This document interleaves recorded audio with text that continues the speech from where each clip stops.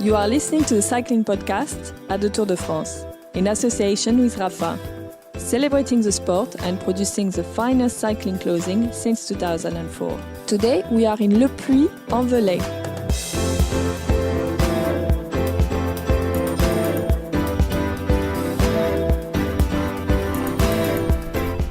Where are we, Lionel? Well, we've just left Laissac-Sévérac-l'Eglise, the start town with the longest name on this year's Tour de France, and we've just gone through kilometre zero, and we're driving on the course between the publicity caravan and the race, and we hope to get to Le Puy-en-Velay. Well, we will get to Le Puy-en-Velay before the riders do, and we'll watch the remainder of the stage on the TV. It's a beautiful stage today in the Massey Sun Trial over climbs that we don't know very well, so we'll provide a little bit of running commentary of the course before we reconvene to discuss the stage. Let's do it. Driving through crowd-lined streets, Lionel, it's what we always dreamed of, wasn't it? Well, we're looking forward to this steep climb, and François earlier spoke to former rider Charlie Motti, didn't you, François? Sorry to interrupt, you're typing in the back there. No problem. Yeah, I talked to Charlie Motti on the phone, and then I let her saw him at the start. And because actually this called Peratayad, unlike what I said yesterday, because we all say from time to time, you know what. Charlie Motti actually, when he was in charge of the Dauphiné race back in 1997, a stage 2 Le Puy-en-Velay actually, rode over the Peratayad. And that day, apparently, Chris Boardman was in the yellow jersey of the Dauphiné and got trapped in that climb. And Motti told me it's a real trap. It's very, very steep in some sections. Start with a little bridge that's very narrow roads, tricky roads. And Motti told me if really there's a split like tomorrow with Aru, at the end of the day, Aru could find himself or anybody else 2 minutes down on the leaders. So yeah, a very tricky day. A stage to observe, and this Peratayad pass could be a key factor. That was a bit gritty there, wasn't it? Yeah, loads of loose stones on the surface. Could be might we see the yellow jersey puncture, and then everybody slow down and wait for him. Oh. We're a kilometre from the summit of the Monte de Nav d'Aubrac, the first category climb of the day, very early in the stage. It's a tough one. It's very hard at the bottom in particular. It kind of levels out towards the top. We're on a sort of plateau here. It's absolutely stunning landscape, very green, but yeah, a narrow, windy road, very uneven road surface. It looks really hard. You come up this in the car and you think this is going to do real damage, and then you watch the race and they just ride up it. It always takes me by surprise. That quite decent crowds as well, considering how remote we are here in this part of France, but decent crowds here waving at us. A lot of the crowds wave at every vehicle that passes. It's quite tiring, isn't it, Lionel? Well, I don't know about tiring, but I'm concentrating on driving, so I'm not waving. The waving... I'm waving. Yeah, the passenger has to do the waving. It'd be rude not to, wouldn't it? It would. The car's got a big cycling podcast sticker on the front, so we don't want to look unfriendly. No. Get waving. Hi, I'm Wim Jan. I'm the RC coordinator in the Rapha Clubhouse in Amsterdam, and you're listening to the Cycling Podcast in association with Rapha. The Rapha Cycling Club is the largest global community of its kind. Members share their passion for the road through rides, events, exclusive club kit and racing. Find out more at rapha.cc.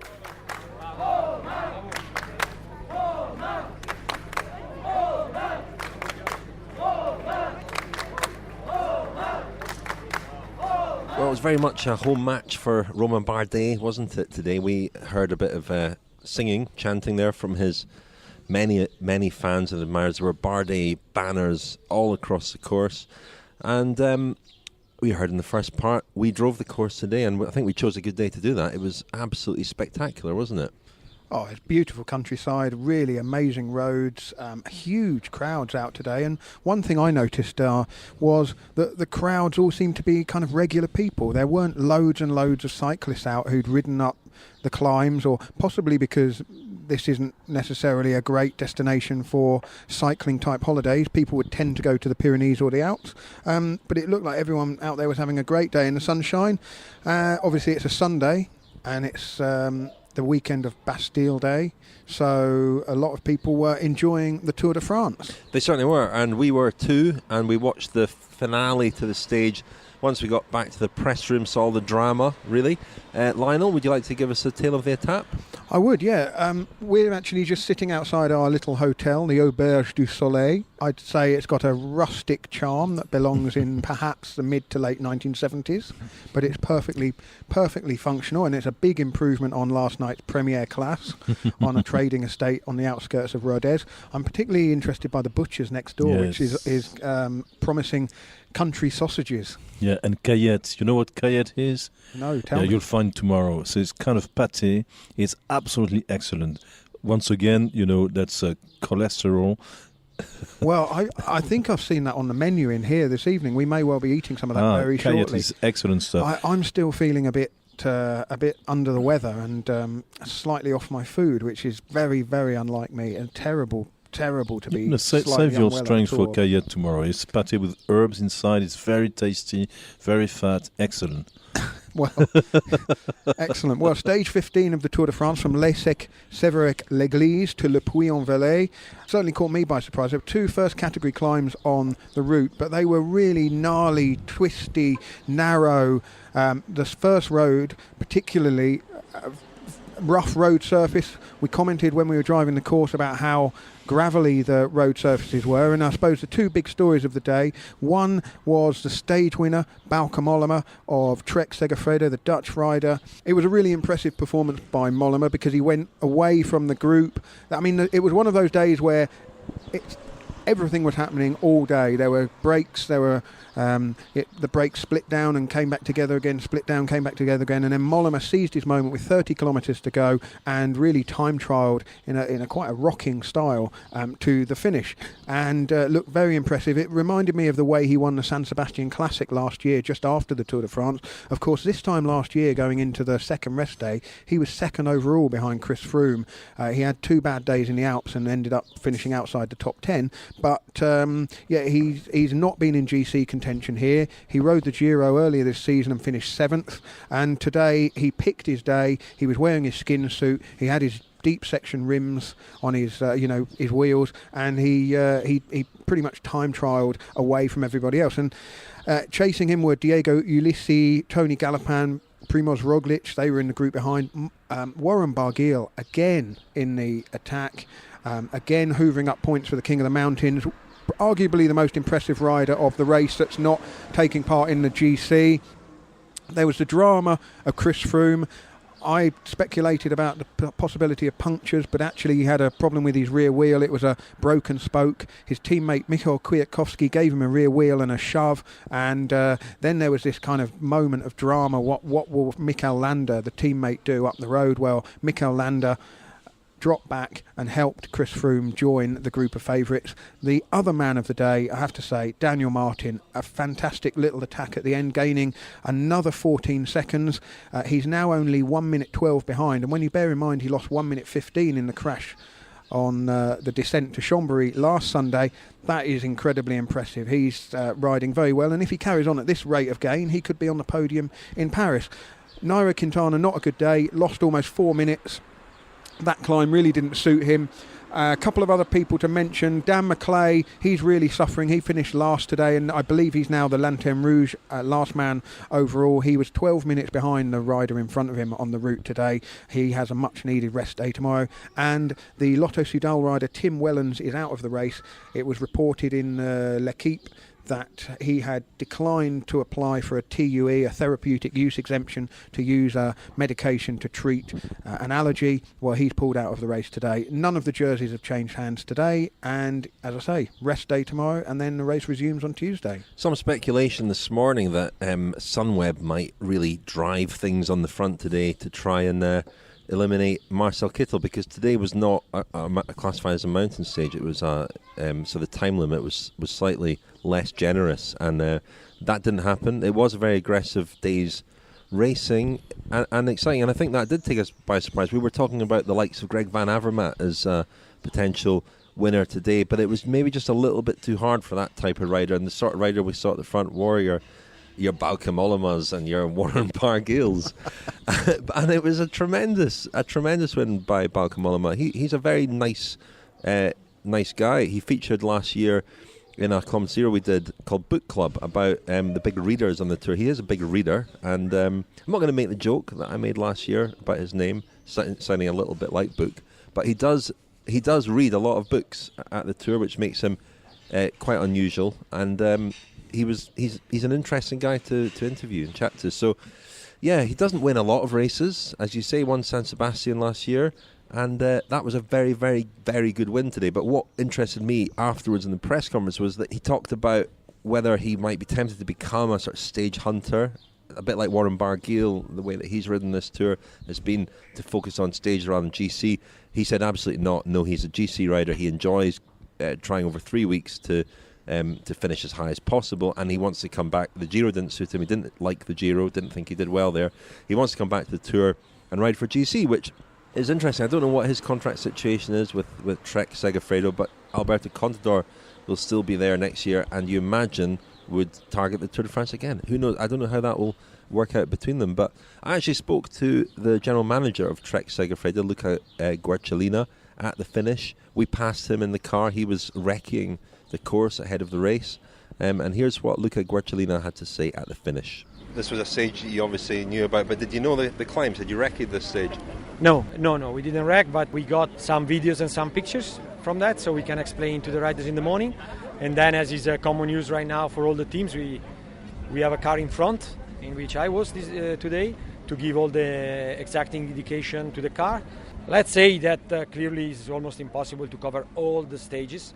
As everybody knows, we love to ride with the heart, not just with numbers and videos and so on. And that's, I think today we really proved that. I think we saw you in the car out front. I mean, did it take you by surprise, the stage? We know that the roads here are difficult, but it was very, very technical. Yes, I have to say that was technical, and I was surprised of the steepness of a couple of climbs that from the stage profile and altimetry doesn't look that difficult, but then they were really steep. And I think that's helped us because we gave the right indication, and at the end it was working. And how is Alberto? He's okay. I mean, day by day, the problem of the crashes is slowly gone. Morale is a bit back. The condition too. As we all know, you need to live day by day, see what he can do to be in the top 10, clearly to see if there's a possibility to win a stage. Is that his goal now, top 10, or will we see something spectacular from him maybe in the Alps? Clearly a stage win for riders like him is worth more than just being top 10, but we have not to forget that top 10 for the teams is always important, so we try to balance the two expectations and see if we can catch both, obviously, but for the most we will make an analysis when we arrive in the Alps. Well, before we carry on, Richard, our friend and photographer Simon Gill has rejoined us after a week's holiday. He'll be seeing us through to Marseille. He's inside our little restaurant here, and he's just sent a text message with a photo of our starter, which has arrived on the table. It looks, well, there's some pate, it looks meaty, it looks like there's some potatoes and cheese, egg, a cornichon. It looks rich and quite heavy, but we should probably go and eat it and then come back and do the final part of the podcast. Well, but anything to add on Bauke Mollema? Maybe if you remember, dear listeners, well, I'm talking like Chiro a little bit now.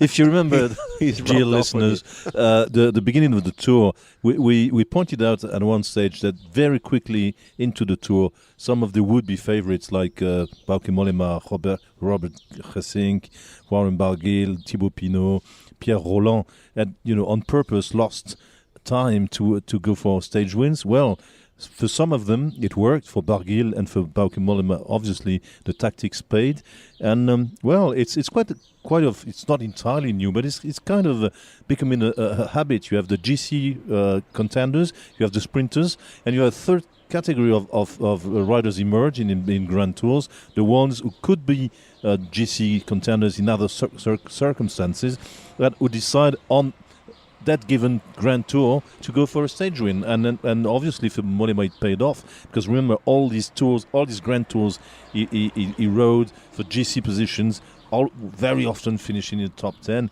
but never winning anything. Which is so. I think that maybe it's kind of a sound policy to go for stage wins when you actually don't go for GC. So once again, great performance by Mollema. I didn't expect him to all, because I mean the riders in the leading group with him were Tony Galopin, Warren Barguil, all the guys. I mean, really good riders.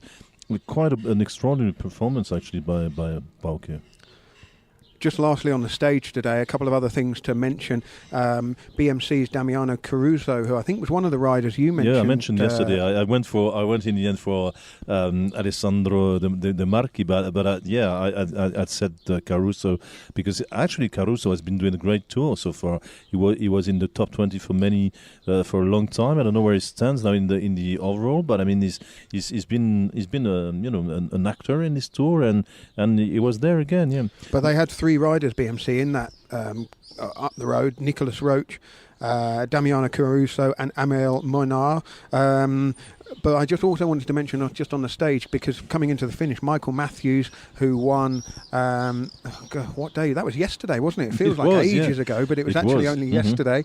Perhaps that indicates I've found the last 24 hours a bit of a struggle. It feels like a long while ago that Matthews won. But today, coming into the finish straight, he was really sprinting to get to the line, and he mustn't have known that he was sprinting for 16th place when the points finished at 15th. Yeah, he talked about it. I saw him at the bus, and he said that he went for the intermediate sprint today, not knowing how many points he'd score. And he went for the sprint today because every little bit of points he can take off Kittel will be, because once again we have. Quite leisurely stage to Romans-sur-Isère on Tuesday, and then it's straight to the Alps, where on from what we've seen of Kittel in the Pyrenees, could be another struggle for him. So maybe the battle for the green jersey is not over. And obviously Matthew said he was really enjoying this tour, enjoying himself, and it is going to give Kittel a hard time until the finish. Maybe a quick one on Tim Wellens, because he gave up today, and I saw him at the start this morning, and he's a very nice guy and a very gifted young rider. Tim Wellens, probably a great hope for Belgian cycling, especially in the classics and shorter stage races in the future. He looked miserable. He was very polite. He told me that he was hoping to make it to Paris if his condition improved. But what the problem is with him is that he has allergies to the legs when it's hot. He's got all these spots covering his legs, and it's itching apparently terribly. Richard, you mentioned Robert Miller. David Miller. Oh, David Miller had the condition. same type of problem. So, yes, so he looked really, eager to start and finish the race. Unfortunately, and so as you said, I asked him about the TEU and said so. And he confirmed that the team doctor told him, if we give you corticoids, the allergies might go away. And he said, well, we discussed it, and I decided that it wasn't good to use those in competition, and he preferred to abandon the Tour de France before the rest day than take going for a TEU, which is kind of a lesson to a number of riders, and proves that some of these new generation guys have ethics. The Cycling Podcast is supported by Science in Sport. Science in Sport, fueled by science. Thank you very much indeed to Science and Sport for sponsoring the Cycling Podcast. You can get 20% off all your Science and Sport products at scienceandsport.com. Enter the code CPOD20 for 20% off. So we're replenished, we've eaten, we're fueled and ready to go. The other talking point today was Chris Froome's incident at the bottom of the climb. A very tough climb it was. As we said earlier, we drove over it, and he had quite a chase to get back on. AG2R were riding hard at the front. I don't think there were any complaints about that. The race was on. This was every important stage in this tour seems to be some kind of AG2R home fixture, doesn't it? Last week in Chambéry, that's where the team is based. Today is really Romain Bardet's backyard, and they put on a good show and sets up the final week very nicely. I mean, Froome had a bit of a struggle to get back on, but Dan Martin actually said at the finish that he didn't think any other rider could have got back on at that moment, which suggests that Froome is acknowledged as the strongest man in the race, and he's looking a little bit stronger, I think, as the race goes on. Well, he said as much in the press conference afterwards, didn't he? He said that he had a bad day in the Pyrenees, and he feels like he's getting stronger as the race goes on. And of course, with the Alps, which are really his home territory in the sense, in the Tour de France sense at least, he must be feeling fairly confident. But he did say that he feels a bit under pressure, and that's because the time gaps are so small, and there's not going to be there aren't all that many opportunities to turn the screw. But then the question really is, does he need to turn the screw? With that final time trial in Marseille, it's only 22 kilometres, but he could take a fair bit of time from all of those riders around him on GC. You couldn't imagine that Aru, Bardet or Uran could finish ahead of him even in the stage, could you? You mean in the time trial? Yeah. Just Uran is the one threat, I think. That's the main threat. We'll have plenty of time to talk about this time trial until we reach Marseille, but obviously it's a place I know well. I know the course like the palm of my hand. I've done it many times, even by bike. It's being officially called the Étape François Thomazeau. we had that confirmed by an ASO official this evening, didn't we? I think that was a confirmation.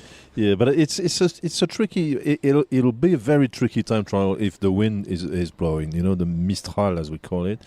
If there's Mistral, it could be a very tricky stage, and once again, it will require lots of different type of qualities, not only time trial qualities, but there's a pretty steep little hill in the middle of it, and a very tricky descent as well, in which Michael Rasmussen would have crashed 4 times, and lots of very different. That if there's wind, that they're going up and down the same road by promenade by the sea, meaning that there'll be tailwind, headwind. It could be very technical and tricky, and on that kind of tricky parcours, as far as I can see, Chris Froome is probably the best rider, the best. So it's interesting. This morning, Warren Barguil was talking about the stages in the Alps and how he was going to go for the KOM points, and he was actually saying that for him the key stage will be Serre Chevalier.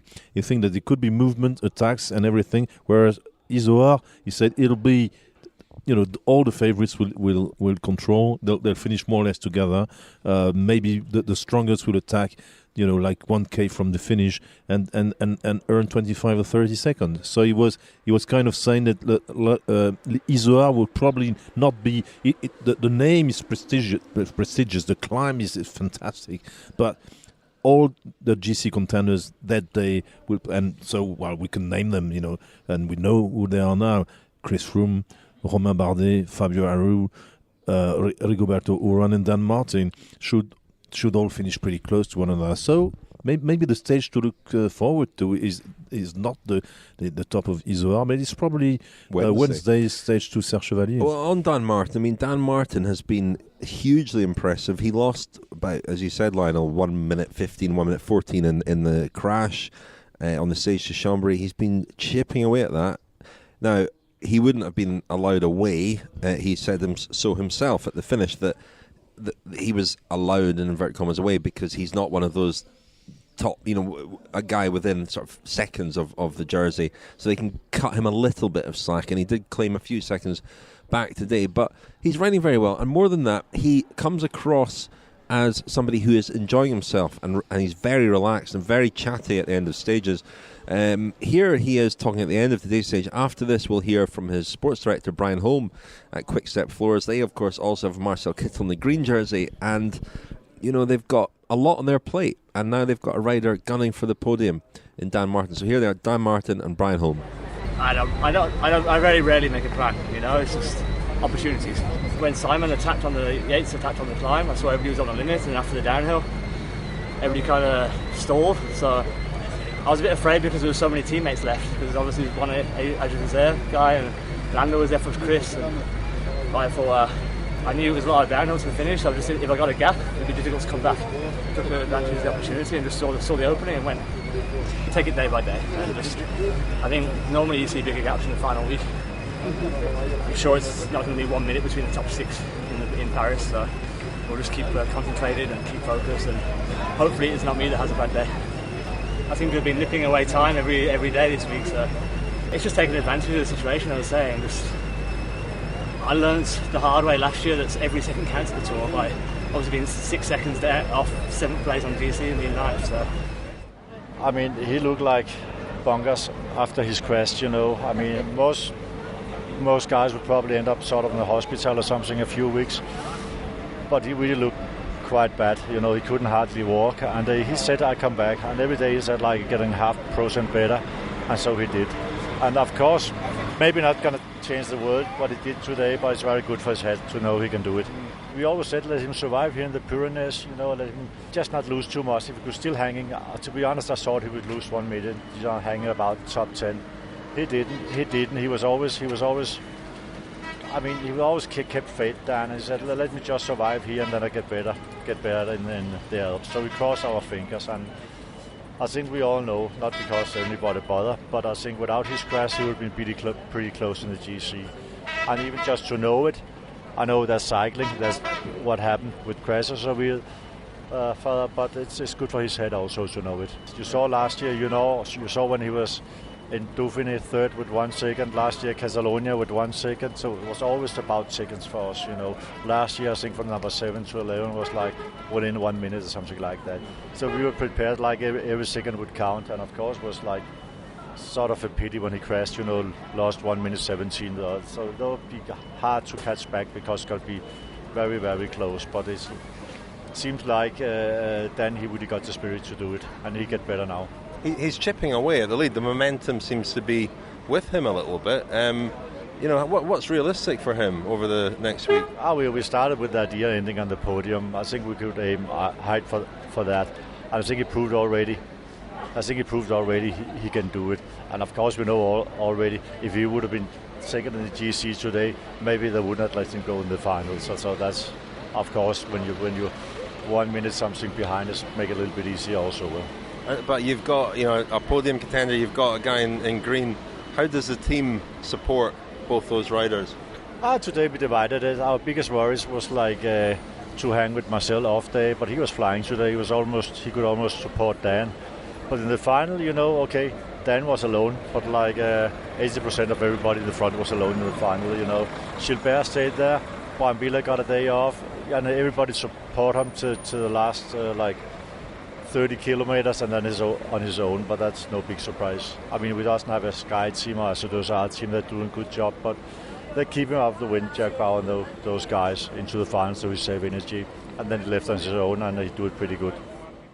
So that was Brian Holm, and before that we heard a little bit from Dan Martin. At this point I should mention that tomorrow, Monday, on the rest day, we are releasing an episode for friends of the podcast. It's not a friends special. We release 11 friends specials. They're a little bit special. This is a sort of pulling the curtain back on our trip around Germany, Belgium and France. Yeah, the disclaimer is it contains very little cycling content. Very little, but it does, well, that's not actually strictly true, because we get some fascinating insight from François into what it was like to cover the Tour back in the days before the internet and Twitter and social media, and you know, running into and before Stephen, podcasts. I mean, before podcasts, if ever such a day existed. But you know, the days when bumping into Stephen Roach in a petrol station got you a scoop that then your rivals were chasing for literally hours.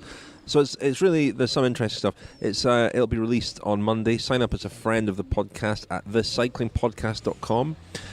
By doing so, you support us throughout the year and you help us to cover the 3 Grand Tours in this way with daily coverage. So thank you very much to everybody who's signed up and to all those who've signed up during the tour. I think we've got a few new listeners, so very much appreciate that. And it's £10 for the year, thecyclingpodcast.com. And what's the other business for today? I mean, Chris Froome and Team Sky had a little test today, and it reminds you that, and you obviously mentioned that these roads were hazardous and there was a threat of punctures with the stones and so on, but it does remind you that if anything was to happen, there are riders and teams who are there and perhaps will be able to take advantage.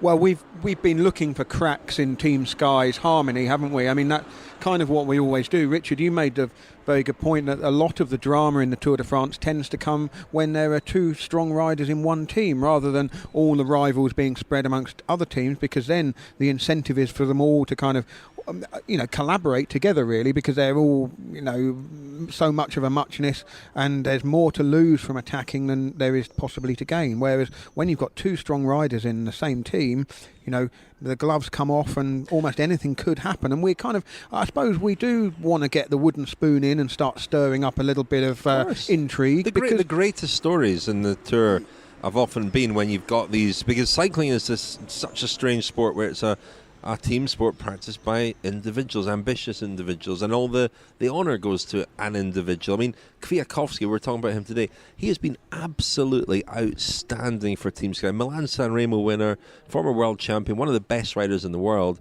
has completely sacrificed himself for Chris Froome and Team Sky. And getting him to do that takes an awful lot of money. That's what I was about to say. No, so cynical. So cynical. He just wants Chris Froome to win the Tour de France, Lionel. Of course, but it's the same as a top football team having multi-millionaire, really valuable players sitting on the bench, knowing that they're going to play a different role. They're not necessarily going to start every game. That's not a great analogy, because he is starting every game. He's starting every game, and what he has to do is difficult work. I mean, hard work day after day. But Team Sky today played an absolute blinder. We've been a little bit critical of Sergio Henao earlier in the Tour for going missing at key moments, but he was looking better today. Kwiatkowski, I mean, you couldn't have asked for a better teammate than him today. And Mikel Landa, when he could have had the opportunity to pretend his radio wasn't working or not appreciate the situation with Chris Froome and perhaps just ride for his own ambitions and perhaps, who knows, go and gain some time. Go rogue. You just never know. He chose not to. Yeah, I was about to say the radio obviously worked well and the figures were high enough because he dropped back. But no, it's true. I mean, the way they played, the teamwork played was a little bit difficult to understand in the first when we watched it, because when he was dropped, we saw clearly Chris Froome tell Mikel Nieve to go front, which seemed a little bit strange, for a guy who's dropped. But then there are 2 guys in the front, Landa and Nieve, and then 2 guys with him, and it was probably the wise thing to do, and he proved what cold blood at that very moment, and probably experience and confidence in his means. Chris Froome had to decide to tell Nieve, no, don't stay with me. Go ahead. We'll see you later on. When I talked to Dave Brailsford about it, that's he tried to explain what kind of a tactic. Well, shall we hear a little bit from Dave Brailsford? Yeah, he's probably going to explain it better than me. During the stage, we saw that Chris told Mikel to go ahead when he had his mechanical. And what was the plan at that moment? Why did he do that? Yeah, I don't know. You'd have to ask him what was going through his head and what he was saying. I can only assume that he did the right thing, which was to tell Mikel to stay in the front group, as a GC rider, and then obviously when he changed his wheel and got back on, then he would have somebody in the front group. So I'm assuming that's what he said. I don't know what he said. Which apparently means he had trust in himself that he was able to make it back, maybe not on his own, but with only Sergio and Basil. Again, you'd have to ask him, but he's experienced now, isn't he? And I think he's got that degree of calmness. He doesn't panic. And so he doesn't overexert himself too quickly, and I think he can gauge his effort. He knew he had 35k to go, and he knows how to gauge his efforts over a distance like that. I think he knew the steep climb was coming up, and that was the moment really where they could claw them back. And I think with Sergio and Nieve, I think he was very fortunate to have those two guys there. And of course with I think he probably will give Mikkel Kwiatkowski another pat on the back, but for his mechanicking skills rather than his riding for once, which would be well deserved, I think. And with all the fuss word about Landa and Chris the previous day, we saw that when he needed Landa, came back and waited for Chris, sort of. Well, I think the fuss comes from everybody else, maybe not from us. We got total confidence, and I think when you've got two guys like that, you can kind of sense whether there's trust.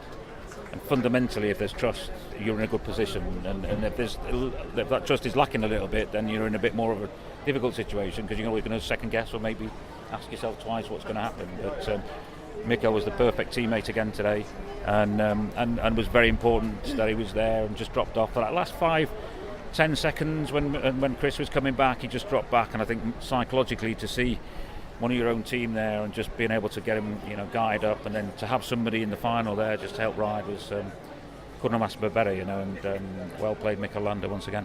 Lots of people say Chris shows weaknesses in this tour, but we have the impression that he also shows strengths actually in the key moments. Yeah, you couldn't do what he did today unless he was strong. I think they were going in the front there today, and to come back to that group, and when he dropped, when Mikkel Nieve had done his job and he rode back to the front group, that was impressive, to be fair to him. So that was François talking to Dave Brailsford.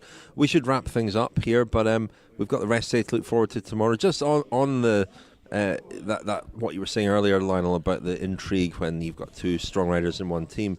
The problem with the Tour de France, and Guercillena said it earlier when talking about Contador, a rider like Contador who's won the Tour, won many Grand Tours, there's a lot of pressure on him. I got the sense there's pressure on him within the team to consolidate a top 10 finish overall rather than go for stage wins, because the team needs the points from a top 10 overall finish, and there are a lot of points available for riders who finish in the top 10. And Louis Meintjes, for example, a top 10 finish for his team UAE would be enormously valuable. Now, speaking of value, here's a little table that I've been sent tonight. Who do you think are the biggest prize winners so far on the tour? Who's won the most money? I would say Quickstep. Correct. Who's won the least? Oh, I would say Bahrain. Absolutely right, Lionel. 100% record, yeah. A measly €3,110 for Bahrain Merida. Well, they've done absolutely they've done nothing. That's half as much as Cofidis. Wow. But Cofidis get €2,000 just for being French. Yes. Surprising. The third worst performing team in terms of prize money is Orica Scott. Really? And the fourth worst is Movistar. Wow. So those two teams, I mean, that's surprising because Simon Yates is obviously in the white jersey and riding well. But the prize money is skewed quite strangely, isn't it, I suppose? I don't think you get an awful lot for having the white jersey day after day, whereas you get a lot for stage wins. Yeah, interesting. I am delighted to see, the top prize money winners so far, Quickstep with €84,460. Team Sunweb second, €58,000. Team Sky third. Delighted to see Wanty Group Gobert up there in sixth, and that shows that attacking all the time as they have been doing can pay off. They've done pretty well so far. Well, we had Wimbledon final today, and when you compare the figures that Roger Federer is going to win for his umpteenth Wimbledon victory to what these teams get, you understand that the Tour is not about prize money. It's more about what you make of the prestige of winning the Tour or being seen on the Tour, and the big money will come later, in publicity, UCI points, other races, sponsors, everything. But really, the Tour is probably the biggest sports event in the world that pays so bad. Yeah, that's probably true. Listen, we should wrap things up there and look forward to our rest day tomorrow. As I said earlier, we do have an episode coming out tomorrow for friends of the podcast. Do sign up for that. We also have a Kilometre Zero, Richard. Don't forget that. Looking ahead to La Course, the 2-day women's race that will be happening on the Col d'Izoard Thursday and Saturday, and in Marseille.